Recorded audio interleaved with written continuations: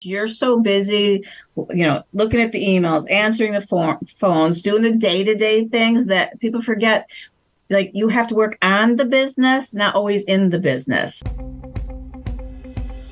Your relationship with money matters. I'm Michelle Perkins, and this is the Money and You podcast, where I will be breaking down your relationship with money, offering tough love money tips, and a money dating plan that will focus on lifting the barriers to success to help pave the way for better money practices and increased wealth. It's time to take control to live a limit-free life. It starts today. Hello, and welcome to the Money and You show. I'm Michelle Perkins, your host. So happy you're here. We have a fantastic show today. We're going to really dig in to profitability in your business. If you are a business owner, we're going to be talking to an expert who has helped beauty businesses, salon owners, and people in that industry to excel.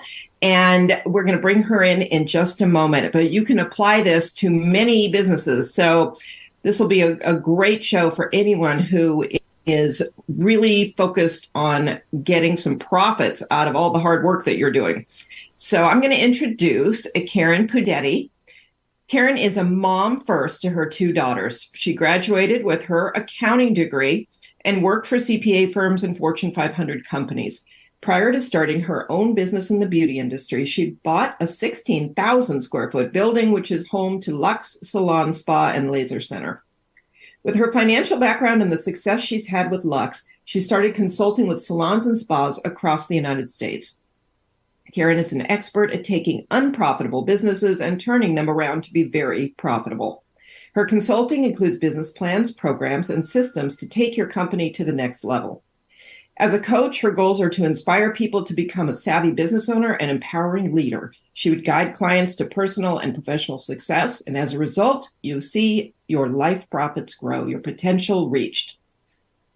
This year, she launched a clothing line called Badass. Badass was created to showcase that everyone can be their own badass. Karen has two beautiful daughters, one enrolled in college and one in middle school who has ADHD. Her youngest daughter has dreams of becoming a veterinarian. With that said, people with ADHD have difficulties focusing, typically have behavioral problems, and often can't sit still for too long. Badass was brought to life to show her daughters that women can do anything they put their minds to.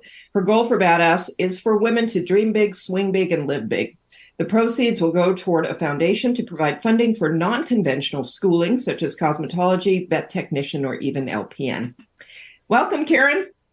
Hi, how are you? Excited I'm good. And I put my mind to not coughing during that bio. I started tearing up, but I did it. So I'm going to have a drink of water here. Thank you so much for being here. I'm really very pleased to talk to you. We spoke briefly, and you just are a wealth of knowledge. So do you want to give us some background on how you got to this place where you're doing this? Yes. So when I was younger, I think when I was born, my parents were like, you're going to college, you're going to college. So I grew up with that mindset I was going to college. And at one point, I didn't really know what I wanted to do. And I think at around the age of 19, I kind of knew in my heart of hearts, someday I'd want to own my own business. Mm-hmm. So my dad was the one that says, well, if you go into accounting, it's the backbone to any business. So he says that would be a great place to really start. And I thought, oh, that's true. And I was always interested in money and how to make more money, even as a little kid. So that's what made me go into accounting. And then, I worked in the CPA firms and I went to the big companies and did that. And it came down to like one day, I'm like, this is not exciting me. I don't have passion to come here and, do somebody else's accounting. I felt like I was missing something. And I remember when I was small, my mom used to teach modeling. So my sisters and I got to go with her to work, and it was a big production day. They were doing commercials, runway work. And my sisters and I were young, and we each got to have our makeup done, our hair done. And I remember I was like 8 or 9. And I remember walking in, a young little kid. And I remember when I was all done thinking, oh my God, I actually look pretty. And it was just I remember the way I felt inside. And I remember thinking, I could do anything I want. I just felt so powerful and so mature and ready to go. So as I back, as I got older and I was like, what do I really want to do? I kept going back to that feeling. And I really wanted to make people, particularly women, feel good, look good, be their best that they could be. And so then I went back to school and I got my electrolysis license, my aesthetics license, waxing, then my laser certification. So, and I knew that I wanted to be a bigger salon spa. So that's kind of how it all progressed. Wow, I love that. And I love that you started with the accounting degree. It is the foundation for so many things. And I do think it's a great background to have. And if you don't know what you want to do, that was good advice. So yeah, it was probably the best advice he could have given me because it's helped me throughout everything in life, really. Yeah. That's great. So you've built this career in this company in the industry that you loved. And at some point, obviously, you started consulting other beauty salon owners. What brought that to be?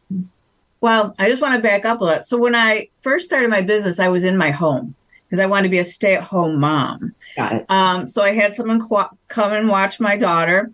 And I worked 2.5 days, and I really built up a clientele that I was making, 6 figures working out of my home 2.5 days a week. And then I decided, like, okay, my home is my home. This is getting way too big. So I bought a business that was just a little spa. And inevitably, it was like 30 days from being bankrupt. So I immediately had to turn that around. And then we did. And then I put on a salon and then a laser center. So I felt like I had done a lot of different things. And one of my personal long-term goals was always to buy a building. I wanted to be able to have a building and have the asset and not always just throwing money out the door for rent. So then about 12 years ago, my husband and I bought the building together. And we bought a 16,000 square foot building, and 9,000 of it is my salon, spa, and laser center. And we rent out the other for, rentable space. So that was a great idea. And it seemed like everything was running really well and I just felt like I wanted to do more. And I always liked the consulting part. I figured I've done enough things, good, some great decisions, some terrible decisions. And I really wanted to help other people. And so then I got involved in with Empowering You and became a consultant. And I loved going into a business and, just kind of diving and finding about who they are, what they're all about, where their starting point is. And each business, of course, is extremely different. There were some businesses I'd say, any idea of your expenses? And they say, oh, yeah, here. And they give me a shoebox. I'm like, what's the shoebox for? And they go, those are all my expenses. I'm like, oh, dear. To some people kind of having it written down, to some people actually having it on like a QuickBooks. But each business was different, a different challenge. And I just love working with them when they got to a point, like, first of all, they're profitable because in the beauty industry, 1.7% of all salons and spas hit the $1 million mark, only 1.7. 20% of the salons and spas closed within the first couple of years. And we are behind restaurants as a second business to always close. And then when the pandemic hit, it really crushed our business. 33% of all salons and spas closed because they never have the financial structure to really move forward and run a proper business. Mm-hmm. So when I went in and was helping people and putting procedures in place, and that you could see them, like, all of a sudden now if they weren't making any money, they're making money or they're making more money, and you could see them they're changing their life to be able to do more, see more, and just be more. And I love that, like, the people I was helping, you could just see a huge difference, and they were just, loving life a lot more. Mm. Yeah, it's such a struggle when you're working hard, you're doing what you love, you're talented at it, and you're not making money or you're losing money, and having to spend so much time worrying about whether the business is going to make it, from month to month. So that's a terrible place to be. So I think what you do is amazing. And we talked about this, it's not just beauty shop owners, it's anybody who's trained in an expertise who doesn't get any business training, which is most people. I mean, Absolutely. beauty salon owners. I mean, it's everybody, lawyers, you name it. There is this business, this entrepreneurial part of it that is kind of overlooked, but it's what is going to make or break you, really. Yeah, you hit the nail on the head. Absolutely. And that's the biggest problem is they have their expertise. They're phenomenal at it. But then you say, okay, now let's, run it like a business. And then all of a sudden, that's where all the problems arise. Mm-hmm. Yeah. And do you find that most people feel like, well, when I get enough customers, profits are going to be like a natural outgrowth of that. That's just going to happen for me if I market well enough and I bring in enough people. Yes, there are some people who think like that. And then I have had some big names in the industry where they were like, they're booked and they have a waiting list and they're bringing in all this money. But again, the business isn't set up to run profitably. And so they're working their butt off and they're still they're in the red. They're not making any profit. Mm-hmm. So it's a mix of they need more clients, but some people they're so established, but they are still not making a profit. Yeah. Okay. Can you give us some insight into why? Oh, sure.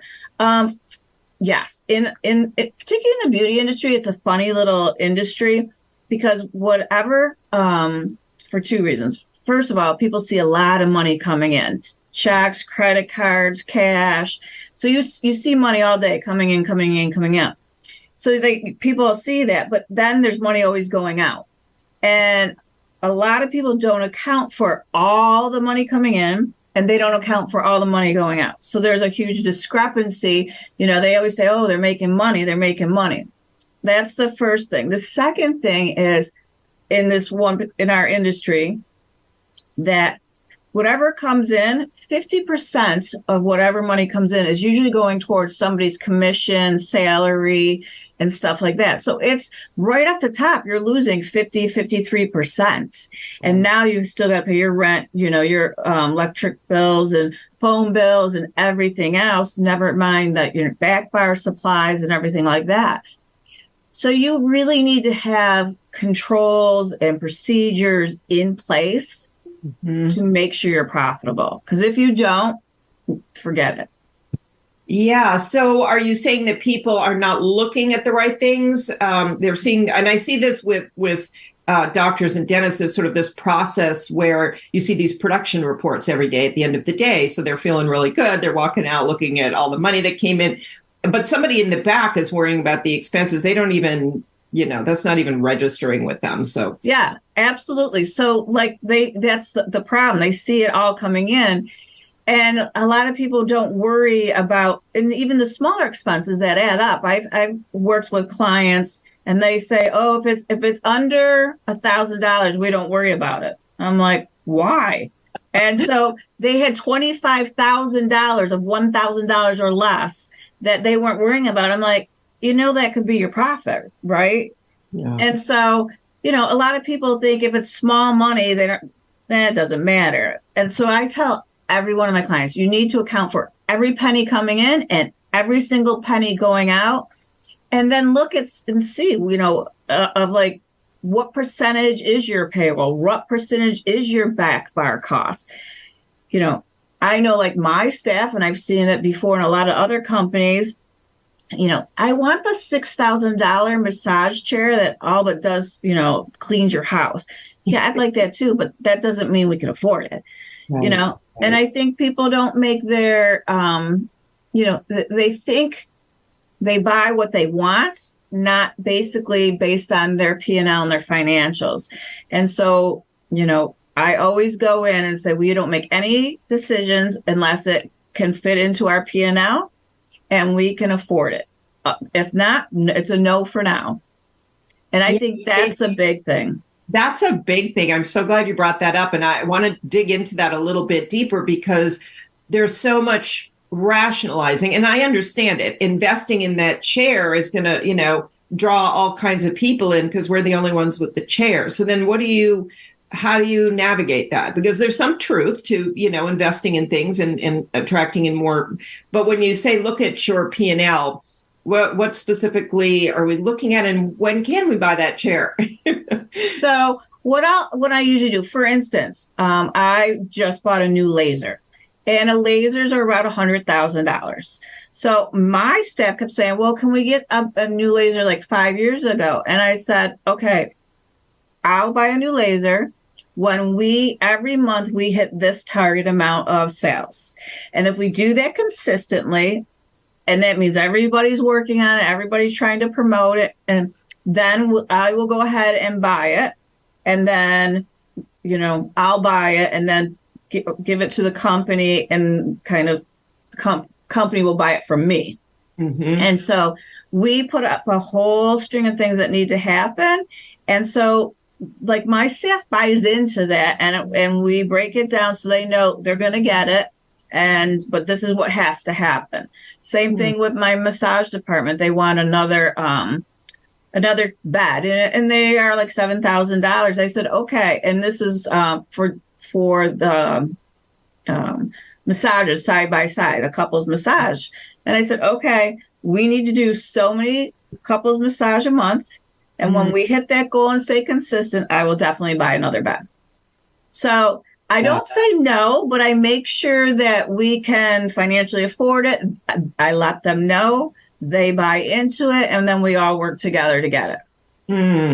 So those are investments where that consistent revenue is going to pay for it. Yes. What about the things that you really do need that maybe you don't have the revenue for, but you almost can't do without? How do you? That comes to basically in your startup. You're going to put money in at first, but now, for instance,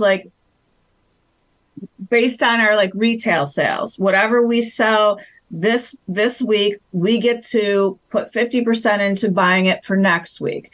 And same with our back bar sales. So we look at our sales number, and that will help us project exactly what we can spend the next week. Now, if we open up a new line, like for instance, if we buy a new product line or something new, yes, we have to put the cost out there, but I am financially comfortable that that's not a problem, and it's not going to be imposition to us in any way.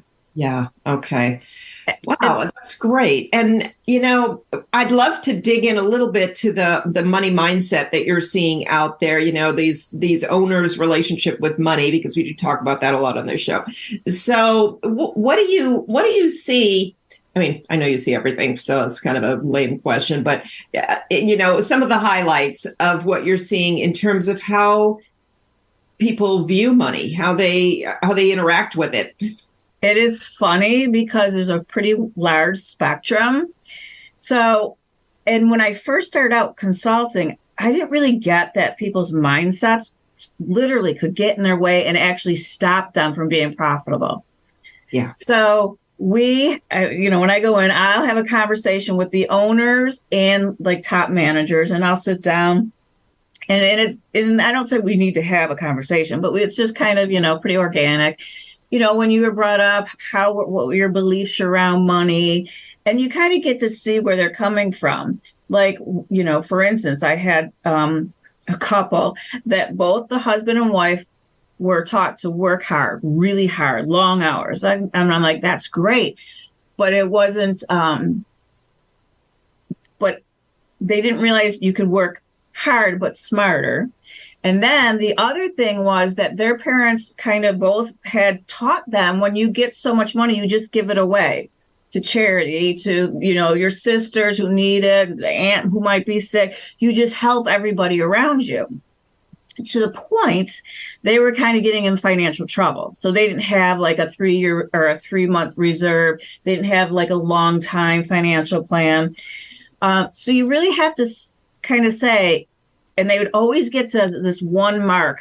They'd be like 80% there to their goal. As soon as they hit it, they would start giving stuff away, or Aunt Millie got a hip replacement or something. So we had to set up things where they would put their money in a 3-month, like their backup plan, their long-term plan. So they were still doing stuff with it, so they couldn't touch it, but it was going for, if there was another pandemic or something of that nature.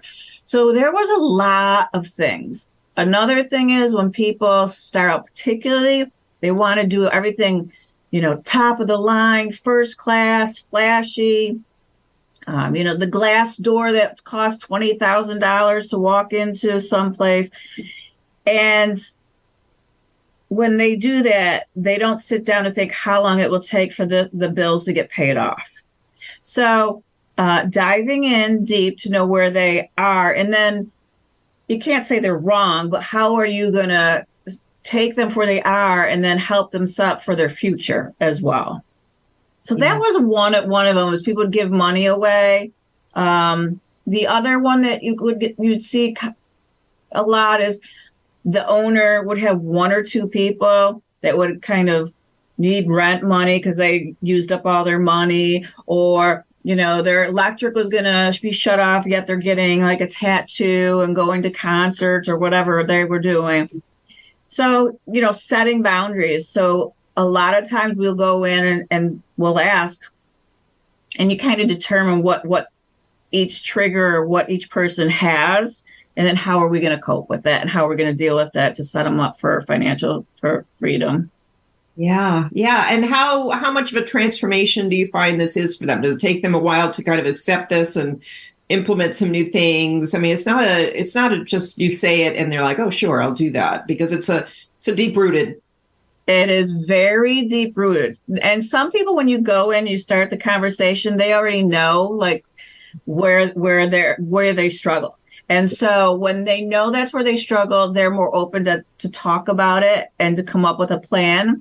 And the plan has to go slow. You can't say, okay, you can't give anybody another $1 because, that's not going to happen.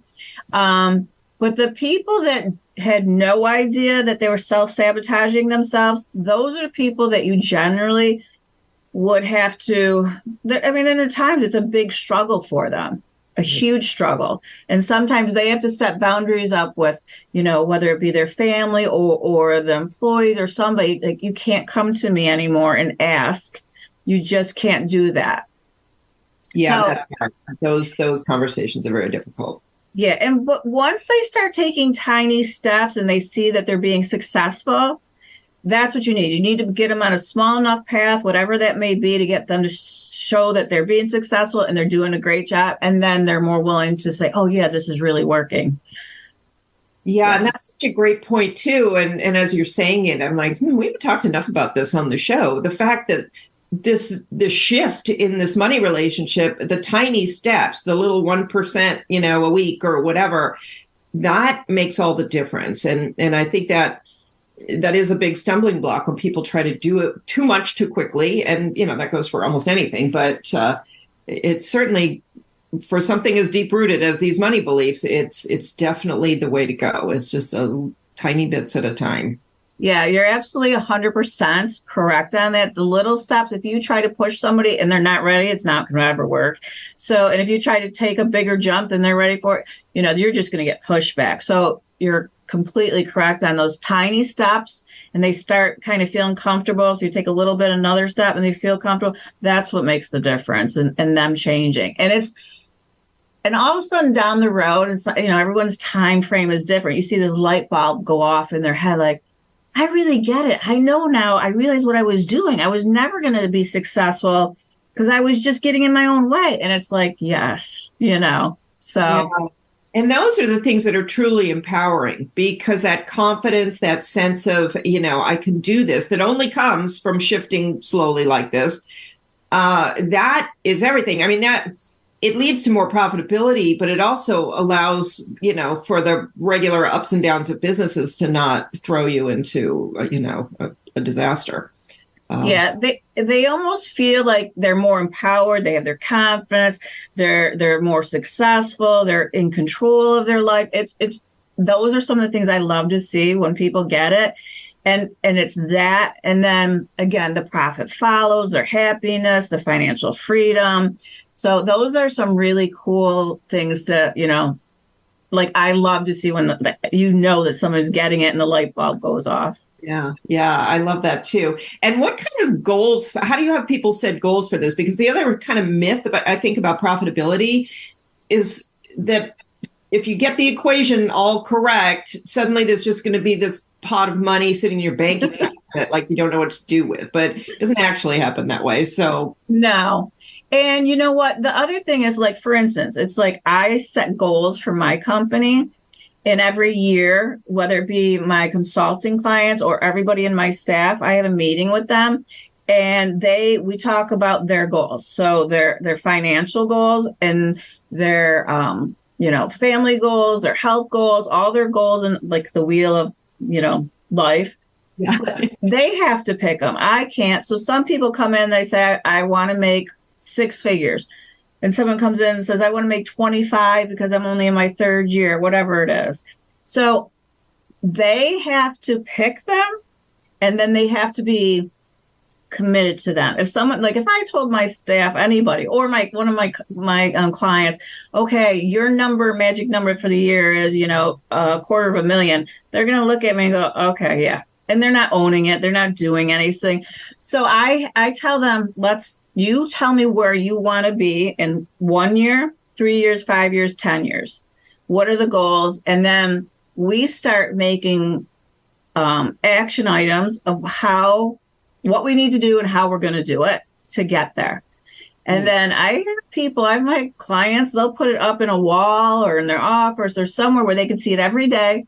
And they're kind of looking, I got to still work on this because it's not right. So, I tell them you've got to be able to see it every day, and every day you got to be working towards it. Small steps.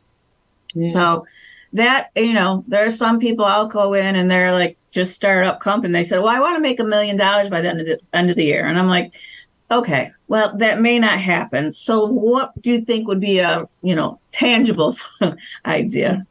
Yeah, I love that. And we're all encouraged to dream big and think big. And I do think, having those big, awesome goals are important. But I love what you said, because sometimes we do throw out goals that, they get you excited, but that alone is not going to do it. Like you need to actually see what's the strategy, what are these action steps, and then do the math and see is that, I don't even like to be realistic. I'd rather not be realistic, but there's a level of reality. You also don't want to leap into sort of this magical thinking that is, nearly impossible. Yeah. And I always tell people, why would you set yourself up for failure by setting a goal is really not going to happen? Set goals where you think that you definitely feel you could get there, and let's get a plan and make it happen. Yeah. Yeah. If you have the methods and everything set up so that is a possibility, then that's great. But if you don't even offer the services at the price points that would ever get you there, then that's what you want to. Yeah. How do you address the pricing issue just briefly? Because that's another place where mindset comes in. Like, I don't want to charge too much. I want, everybody to be able to have my service, or the opposite. There's all kinds of mindsets around pricing, but okay. Well, I learned that the hard way. So, because again, I've been in this business, I've been consulting, I've made a lot of mistakes, and I'm pretty I'm methodical. And like, if you do anything more than once, you need a procedure for it. So for me, that's kind of comes naturally. So I used to want to give everybody everything. And so I was talking to one of my good friends she was, Karen, you almost are like, what'd you call me? Speak vomit. You're saying so much, or you're vomiting so much crap out. I can't even keep up with you. So I said, okay. So I learned you want to give enough, but you want them to follow through on what you give them first. So I have learned, and different, one thing I've learned that it depends on where your business is. If you're a startup, you need one thing. If you're a mid-size, you need another thing. If you're already hitting the $1 million mark, but your next goal is 5 mil, then you need totally something else. So my pricing ranges on a couple of things: the size of where you are now, what you're doing now. Now, if I go into a business and they're already $250,000 in the hole, I've got to, in my mind, I immediately think I need to get this out of the hole and making profit as quickly as possible. Mm-hmm. And then I need to also pay for myself within their profitability. So I look at that, and there are other businesses that have a bigger profit margin, so they could probably charge more. And I mean, at one point, I have a coach too who coaches me on this for this reason. So there's a couple of things I really look at. I want to be affordable and I want to really help. But then again, on the other hand, I don't take anyone for a client. Like, I need to know, if I'm spending my time with you, you have to do the work. If you're not doing the work, then I can tell you anything I want, and it's not going to help. And I want to help the people who really want it. That's what motivates me and makes me thrive. Yeah, I love that. I think that's such great advice. And I agree with you. You can give the best advice and you can hold somebody's hand, but if they're not, there is work to do on their end. And if it's definitely a combined effort, and most of it falls on them. I mean, so yeah, very, very good. And it is good just to look at how you think about pricing, because I do think people, they're doing this to make people feel good and be happy. And just like you felt when you were a little girl, and, you want to do that for other people.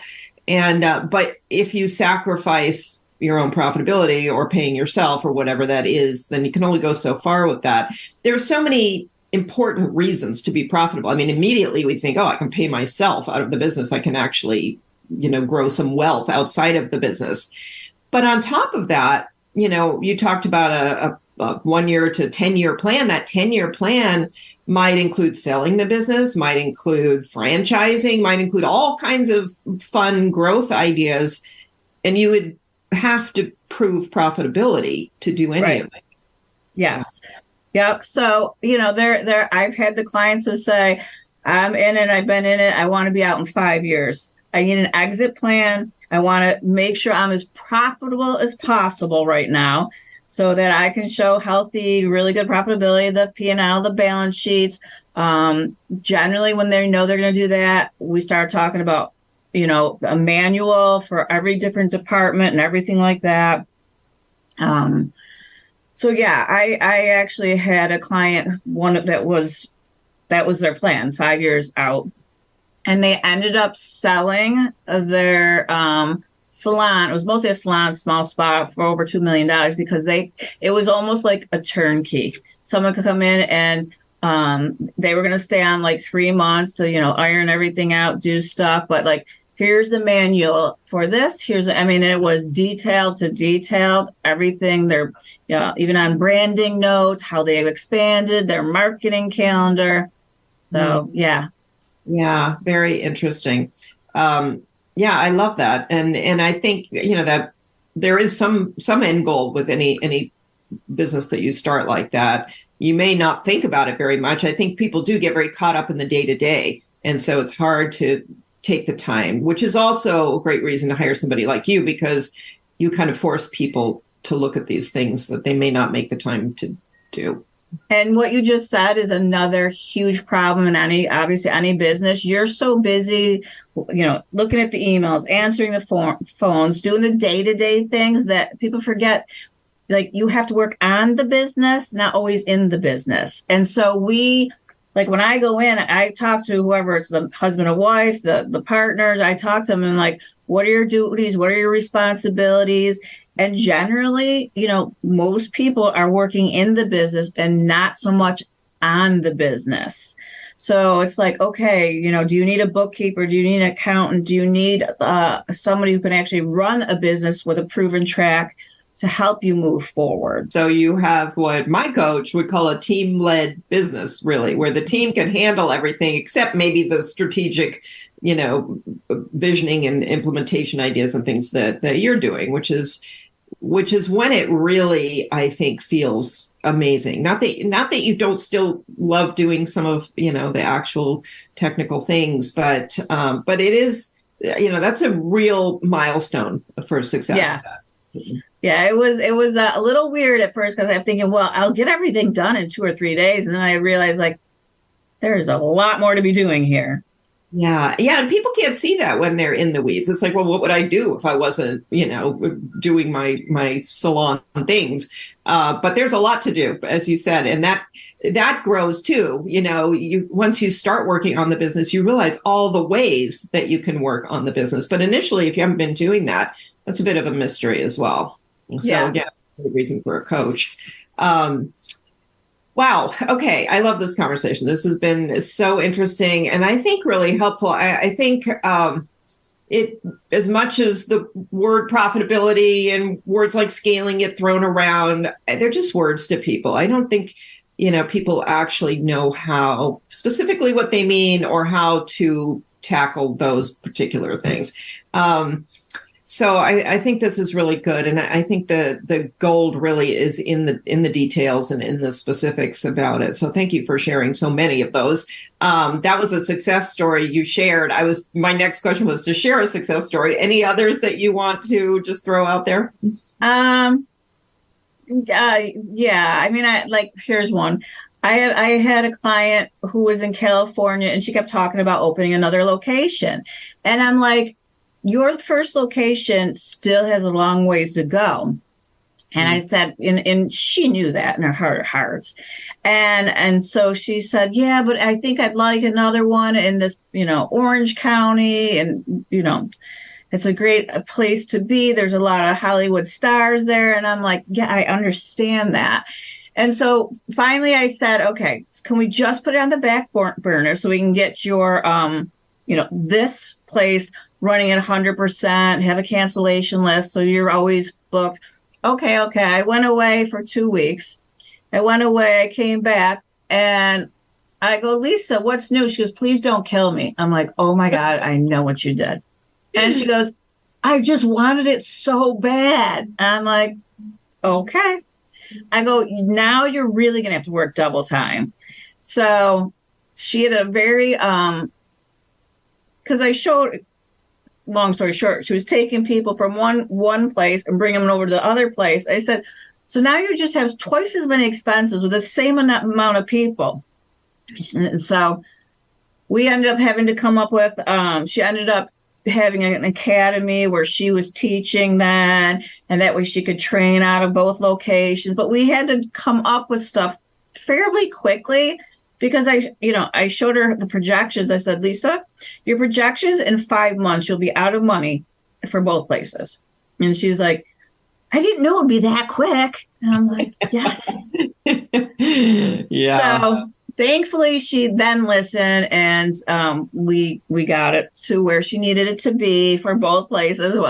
But she said, I didn't think it would be that hard. I thought I'd just hire a few more people and I would have been good. And I said, no, it's never that easy. Yeah, but that's a great story. Yeah, it's a lot to learn in there, and good for her for making it, but good for you for helping guide her to that place. I love that you put the projection out there so you see exactly how much time you have. A lot of times we're not estimating that very well. So yeah, that's the one good thing. If you're not an accountant or anything, you should definitely get one, or someone to be a bookkeeper so you can give it to an accountant. There's even a cheaper way of doing it. But and then you can make really good financial decisions, and and when you kind of talk to people like, okay, at the rate you're going, you're going to have to close doors, or you're going to be in the red, and there's no turning back. They start really panicking when you kind of give it to them. So they know now's the time I have to make some real hard decisions and do stuff.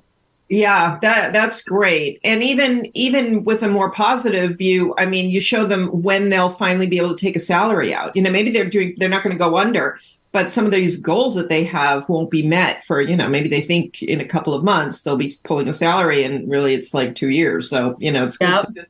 Yeah. I love this. Okay. I want to give you a minute to talk about your next venture, your clothing line, which we didn't get to, but, and what prompted that? Well, before that, I want to back up to my book, Rags to Riches, because what I did is I wrote the book so that I could give as much information in the book. And there's also about 12 huge people who were humble beginnings and have made it huge. Like they're all celebrity. They have stars and celebrities who are their clientele, like Madonna and Oprah, and the list goes on. And they were really phenomenal and shared their beginnings, their struggles. And then there's an assessment, and it goes into teaching. But I did, at one point, my coach said, Karen, this book can't be 300 pages. And I'm like, yeah, but I just want to put everything into it. And so she goes, no. She says, make a course. So I made a course, and it's called Rags to Riches in Action. And it really breaks down every single chapter, and it gives like everything I've done personally that works, all my consulting clients. So it's a really how to do things.